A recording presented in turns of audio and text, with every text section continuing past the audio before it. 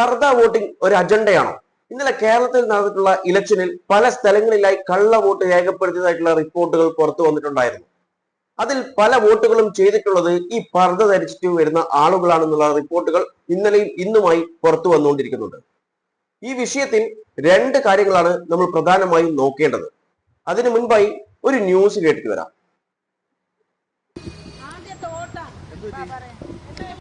എന്റെ മോളെ പേരിലുള്ള വോട്ട് മറ്റുള്ള ആൾ ഇട്ടുണ്ടോ? എങ്ങനെ ഇടും? എന്താ ഇപ്പോഴാണ് ആരിട്ടെന്ന് സാറുമാര് പറയണ മുഖംമൂടി ഇട്ട സ്ത്രീകൾ വന്നിട്ട് ഇട്ടുണ്ടോ? അത് പ്രായം നോക്കണ്ട അവര്. നമ്മളെ എന്റെ ഉമ്മ ഇന്ന് മരിച്ചതാണ്. എന്നിട്ട് നമ്മൾ അവകാശം നേടാൻ വേണ്ടിയാണ് വന്നത്. നമുക്ക് ഈ കേരളം വേണം. ഭീമാവള്ളി അവിടെ സുനാമി കോളനി. എന്റെ പേര് സമീറ ബീവി. എന്റെ മോള് ഖദീജ ബീവിയുടെ വോട്ടാ. അത് നമ്മൾ വന്നപ്പോ ഇട്ടെന്ന് വേറെ ആള് വന്ന് ഇട്ടോണ്ട് പോയെന്ന് പറഞ്ഞ് മോളെ തിരിച്ചു വിട്ട്. എന്തുകൊണ്ട്? കേട്ടല്ലോ, മുഖംമൂടി ഇട്ടിട്ടുള്ള പർദ്ദ ഇട്ടിട്ടുള്ള സ്ത്രീ ഇട്ടിട്ട് പോയി എന്നാണ് പോളിംഗ് സ്റ്റേഷനിൽ നിന്നും മറുപടി കൊടുത്തിട്ടുള്ളത്. ഇതുപോലെ ഒന്ന് രണ്ട് ന്യൂസസ് ഞാൻ തന്നെ കണ്ടിട്ടുണ്ട്. ഞാൻ കാണാത്ത വേറെയും ന്യൂസസ് ഉണ്ടാവാം. ഇനി ഇതുപോലെ പിടിക്കപ്പെടാത്ത വേറെയും ഇൻസിഡൻസ് ഉണ്ടായിട്ടുണ്ടാവാം. അപ്പോൾ ഇതിൽ നോക്കേണ്ട രണ്ട് കാര്യമാണ്. ഒന്നാമതായിട്ടുള്ള കാര്യം, നമുക്ക് പോളിംഗ് സ്റ്റേഷനിലേക്ക് പോവാം. പോളിംഗ് ബൂത്തിലേക്ക് പോയി കഴിഞ്ഞാൽ അവിടെ എൻ്റർ ചെയ്യുന്നതിന് മുൻപ് അവിടെ ഒരു സ്പെഷ്യൽ ഓഫീസർ ഉണ്ട്. ആ ഓഫീസർ നമ്മൾ മുഖം മറച്ചിട്ടുണ്ടെങ്കിൽ അത് റിമൂവ് ചെയ്യാൻ റിക്വസ്റ്റ് ചെയ്യും. അതിനുശേഷം നമ്മൾ അകത്ത് കയറി കഴിഞ്ഞാൽ പോളിംഗ് ഓഫീസർ നമ്മളോട് നമ്മുടെ ഐഡന്റിറ്റി വെരിഫൈ ചെയ്യും. അങ്ങനെ ആ ഐഡന്റിറ്റി വെരിഫൈ ചെയ്യുമ്പോൾ നമ്മൾ മുഖം മൂടി, അതായത് മുഖം മറച്ചിട്ടുണ്ടെങ്കിൽ അത് റിമൂവ് ചെയ്യാൻ അവർ ആവശ്യപ്പെടും. കാരണം എന്നാൽ മാത്രമേ അവർക്ക് ഈ ഒരു വ്യക്തിയെ വെരിഫൈ ചെയ്യാൻ പറ്റുകയുള്ളൂ. ഇനി അവർ ഈ മുഖം മറച്ചത് റിമൂവ് ചെയ്യാൻ സമ്മതിച്ചില്ലെങ്കിൽ പോളിംഗ് സ്റ്റേഷനിലുള്ള ഓഫീസേഴ്സിന് അവരെ വോട്ട് നിഷേധിക്കാം. കാരണം ഈ വോട്ട് എന്ന് പറയുന്നത് നമ്മുടെ റൈറ്റ് ആണ്. പക്ഷെ ആ റൈറ്റ് വരുന്നത് എന്ന് പറയുന്നത് നമ്മൾ ആരാണെന്ന് നമ്മൾ വെരിഫൈ ചെയ്താൽ മാത്രം, അതായത് അവിടെയുള്ള ഓഫീസേഴ്സിന് നമ്മൾ ആരാണെന്ന് വെരിഫൈ ചെയ്താൽ മാത്രമാണ് ആ അവകാശം നമുക്ക് വരുന്നുള്ളൂ. അല്ലാതെ ഒരു മുഖമൊക്കെ മറച്ചിട്ട് പോയിട്ട് വോട്ട് ചെയ്യണമെന്ന് പറഞ്ഞു കഴിഞ്ഞാൽ അതൊരു അവകാശമായിട്ട് കണക്കാക്കാൻ പറ്റില്ല. കാരണം നമ്മൾ ആരാണെന്ന് വെരിഫൈ ചെയ്യണം. അങ്ങനെ വെരിഫൈ ചെയ്തിട്ടില്ലെങ്കിൽ ആ ഒരു വോട്ട് നിഷേധിക്കാൻ പോളിംഗ് ഓഫീസേഴ്സിന് അവിടെ സാധിക്കും. പക്ഷെ ഇവിടെ മുഖം മറച്ചിട്ട് വന്നിട്ടുള്ള ആളുകളാണ് വോട്ട് ചെയ്തിട്ടുള്ളത് എന്ന് പോളിംഗ് സ്റ്റേഷനിൽ നിന്നും പറഞ്ഞിട്ടുണ്ട് എന്നുള്ള കാര്യങ്ങളാണ് ഇവരൊക്കെ, അതായത് ഞാൻ പറഞ്ഞ ഒരുപാട് കേസസ് ഉണ്ട്, ഇവരൊക്കെ പറയുന്ന കാര്യം അതാണ്.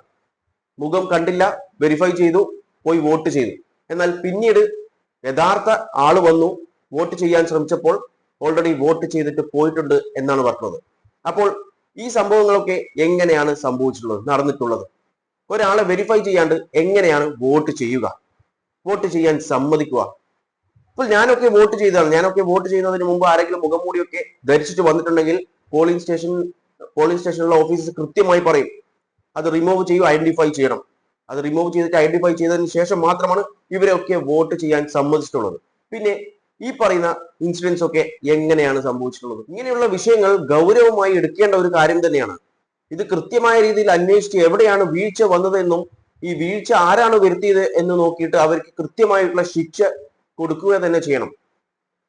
ഇനി ഇതൊരു പ്രൊപ്പഗണ്ടയാണോ എന്നുള്ളൊരു എൻ്റെ ഒരു ചോദ്യമുണ്ട്.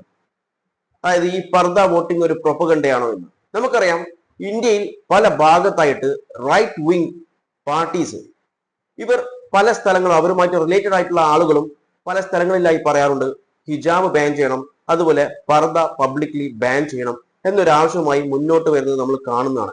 എന്തിനേറെ പറയുന്ന ഉത്തർപ്രദേശിലെ എഡ്യൂക്കേഷൻ മിനിസ്റ്റർ ഈ ഒരു കാര്യം പറഞ്ഞിട്ട് പുറത്തു വന്നിട്ടുണ്ടായിരുന്നു.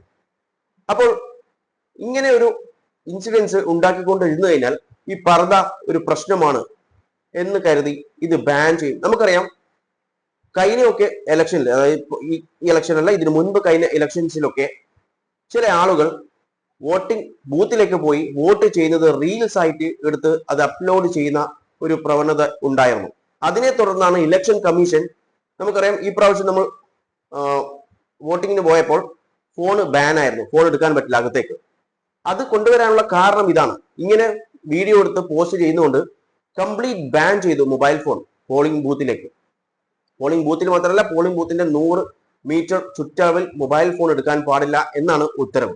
അതാണ് ഇലക്ഷൻ കമ്മീഷന്റെ ഉത്തരവ്. അതുപോലെ ഇനി ഈ ഒരു കാര്യം ചൂണ്ടിക്കാണിച്ച്, അതായത് മുഖം മറച്ചു വന്നു കഴിഞ്ഞാൽ ഐഡന്റിറ്റി കൺഫേം ചെയ്യാൻ പറ്റുന്നില്ല എന്നൊക്കെ പറഞ്ഞ്, വെരിഫൈ ചെയ്യാൻ പറ്റുന്നില്ല എന്നൊക്കെ പറഞ്ഞിട്ട് ഇത് ബാൻ ചെയ്യാനുള്ള ഒരു പുറപ്പാടാണോ? കാരണം ഇങ്ങനെ ഓരോ സ്ഥലങ്ങളിലായി ബാൻ ചെയ്തിട്ട് കംപ്ലീറ്റ് ബാൻ പിന്നീട് കൊണ്ടുവരാൻ സാധിക്കും. കാരണം ഈ കള്ളവോട്ട് ചെയ്തു എന്ന് പറയുന്ന പല സ്ഥലങ്ങളിലും ഈ കള്ളവോട്ട് ചെയ്തിട്ടുള്ളത് ഈ പർദ്ദ ധരിച്ച് മുഖം മറച്ചു വരുന്ന ആളുകളാണെന്നുള്ള റിപ്പോർട്ടുകൾ വരുന്നുണ്ട്.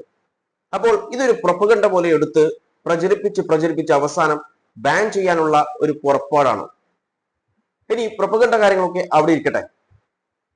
ഈ ഒരു കാര്യം, അതായത് ഈ കള്ളവോട്ട് നടക്കുക എന്നുള്ളത് അത് എങ്ങനെ നടക്കുന്നു എന്ന് കൃത്യമായ രീതിയിൽ അന്വേഷിക്കണം. അതുപോലെ ആരാണോ ഇതിന്റെ ഒക്കെ പിന്നിൽ കളിച്ചിട്ടുള്ളത് അവർക്കൊക്കെ തക്കതായിട്ടുള്ള ശിക്ഷ ലഭിക്കുക തന്നെ ചെയ്യണം. എന്നാൽ മാത്രമേ ഒരു പരിധി വരെ ഈ കാര്യങ്ങളൊക്കെ നമുക്ക് കുറക്കാൻ സാധിക്കുകയുള്ളൂ. ഈ കാര്യം കംപ്ലീറ്റ്ലി നിർത്താൻ പറ്റുമെന്ന് നിങ്ങൾക്ക് തോന്നുന്നുണ്ടോ?